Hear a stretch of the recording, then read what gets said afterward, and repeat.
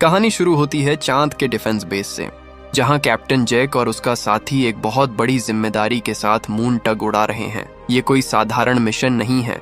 वे $500 trillion का एक शक्तिशाली हथियार चांद पर सेट कर रहे हैं। जेक की लापरवाह आदतें अक्सर उसे मुसीबत में डाल देती हैं, और इस बार भी ऐसा ही हुआ। डॉकिंग के दौरान जेक की एक छोटी सी गलती के कारण टग सीधे उस महंगे हथियार से जा टकराया। बेस के अंदर हड़कंप मच गया। हर कोई डर गया कि कहीं सब कुछ तबाह न हो जाए। जेक ने अपनी जान जोखिम में डाली, अपने इंजन को फ्यूजन ड्राइव पर धकेला और मौत के मुहाने से सबको वापस खींच लाया। उसने मिशन तो बचा लिया, लेकिन कमांडर जियांग को यह जरा भी पसंद नहीं आया। उसने जेक को उसकी गलती के लिए तुरंत ग्राउंड कर दिया और फिर से मानवता के सबसे अच्छे पायलटों के बीच खटास पैदा हो गई।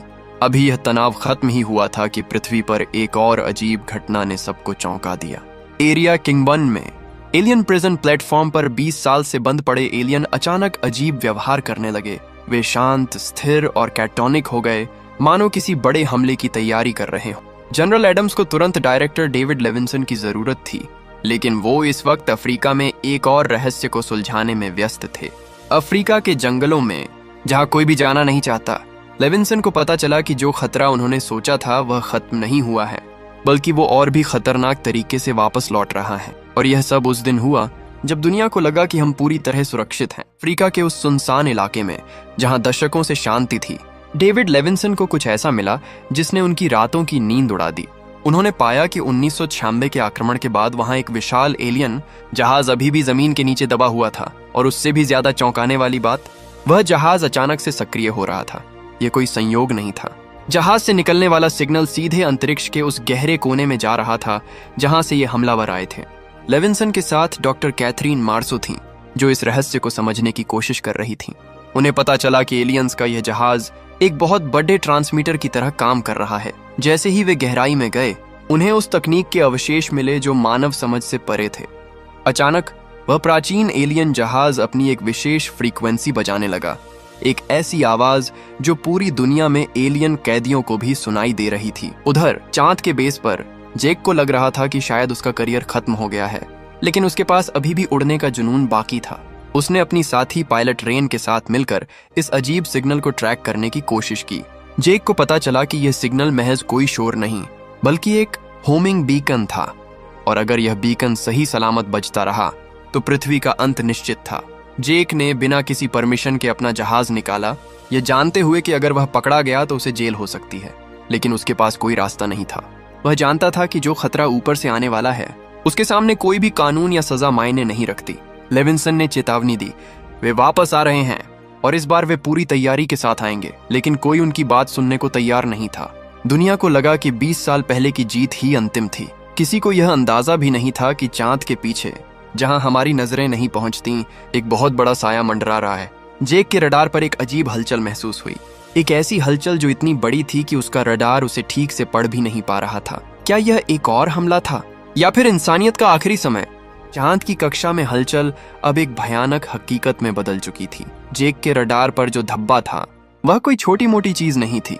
यह एक विशालकाय एलियन मदरशिप था, जो न केवल चंद्रमा की कक्षा में प्रवेश कर चुका था, बल्कि उसने एक ऐसी गुरुत्वाकर्षण शक्ति पैदा कर दी थी जिससे चांद की सतह पर तबाही मच गई। यह जहाज इतना बढ़ा था कि उसने आसमान के एक बड़े हिस्से को ढक लिया। पृथ्वी पर मौजूद लोगों के लिए 4 जुलाई का जश्न अचानक एक डरावने सन्नाटे में बदल गया। राडार सिस्टम्स ने चेतावनी दी, दुनिया भर के डिफेंस ऑपरेशंस पूरी तरह से ठप पड़ गए। एलियन जहाज ने एक ऐसी तकनीक छोड़ी जिसने पूरी दुनिया के कम्युनिकेशन और डिफेंस नेटवर्क को जाम कर दिया। जैसे ही वह विशाल छाया पृथ्वी के वायुमंडल में दाखिल हुई, उसका आकार देखकर हर किसी के होश उड़ गए। वह 1996 के जहाज से कहीं अधिक बड़ा और घातक था। उधर जेक ने अपना टग जहाज किसी तरह मातृ जहाज की बाहरी परतों के करीब पहुंचाया। उसने देखा कि एलियन केवल हमला नहीं कर रहे थे, वे एक फसल काटने की तरह ग्रह को नष्ट कर रहे थे। वे पृथ्वी के केंद्र कोर को ड्रिल करना चाहते थे ताकि वे हमारे ग्रह के मैग्नेटिक फील्ड को चुरा सकें। लेविंसन और उनकी टीम ने वॉशिंगटन में यह जान लिया था कि अब उनके पास वक्त नहीं है। डायरेक्टर लेविंसन ने चिल्लाकर कहा, वे हमारे कोर को तबाह कर देंगे, और अगर कोर गया तो हम भी खत्म हो जाएंगे। स्थिति बेकाबू थी। राष्ट्रपति ने सुरक्षा प्रोटोकॉल एक्टिवेट किया, लेकिन एलियन हमले की रफ्तार इतनी तेज थी कि कई प्रमुख शहर मिनटों के अंदर मलबे में बदल गए। न्यूयॉर्क, लंदन, पेरिस, हर तरफ केवल आग और धुआं था।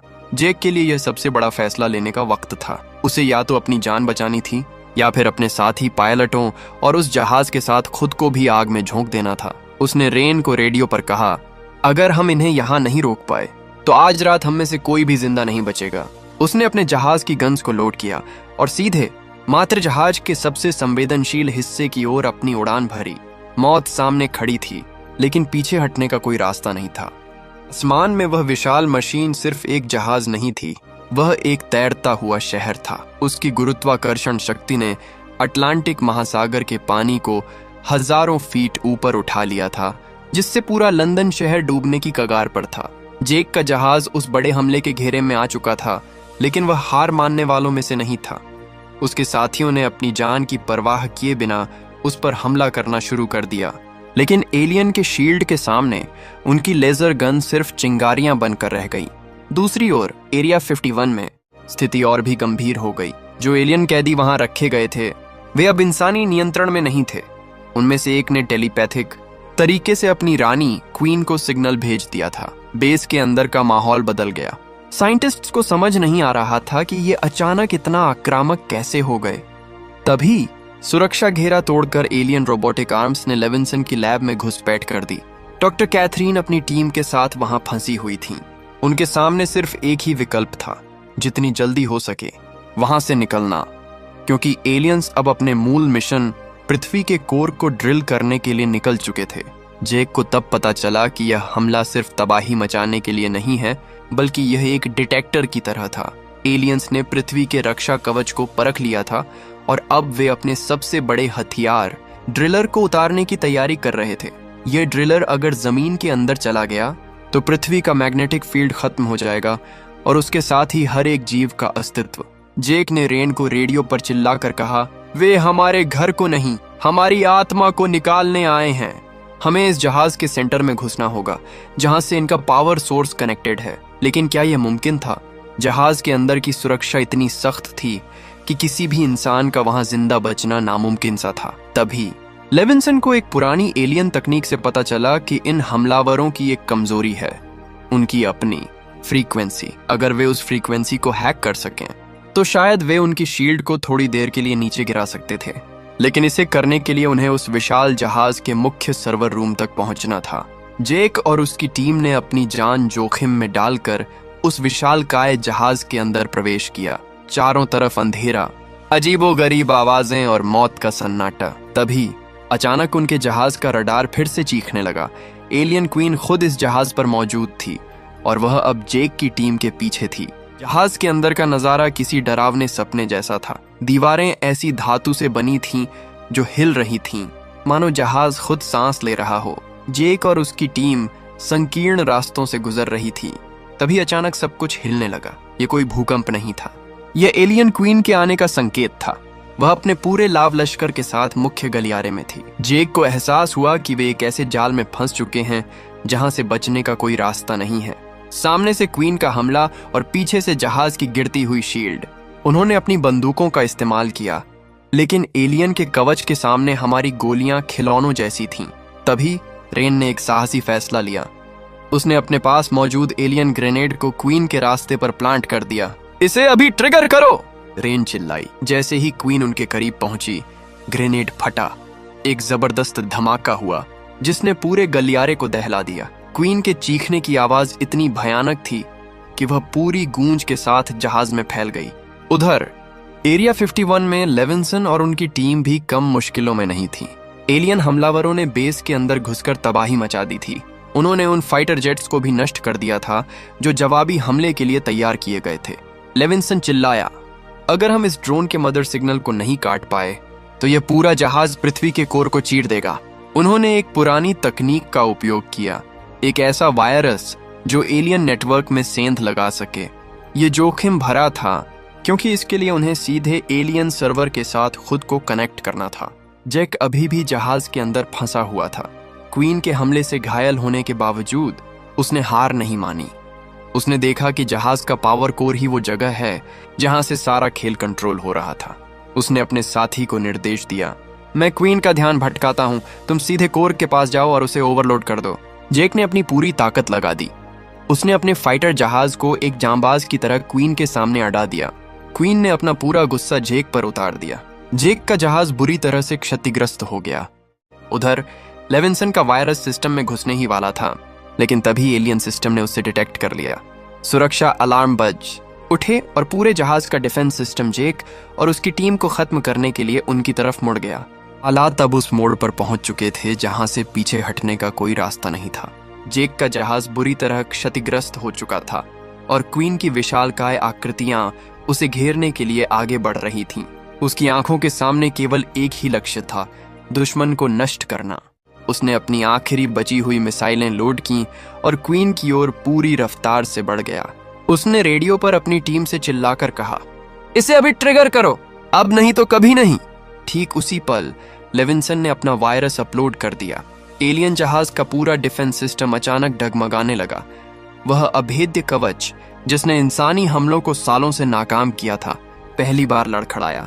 जैसे ही शील्ड नीचे गिरी, जेक ने अपनी मिसाइलों को फायर कर दिया। एक भीषण विस्फोट हुआ जिसने पूरे मदरशिप के ऊपरी हिस्से को हिलाकर रख दिया। क्वीन, जो अपनी जीत का जश्न मनाने ही वाली थी, अब खुद आग के गोले के बीच घिरी थी। उसकी चीखें पूरे जहाज में गूंज रही थीं, जो यह संकेत दे रही थीं कि उनका साम्राज्य अब ढह रहा है। क्या वे सुरक्षित थे?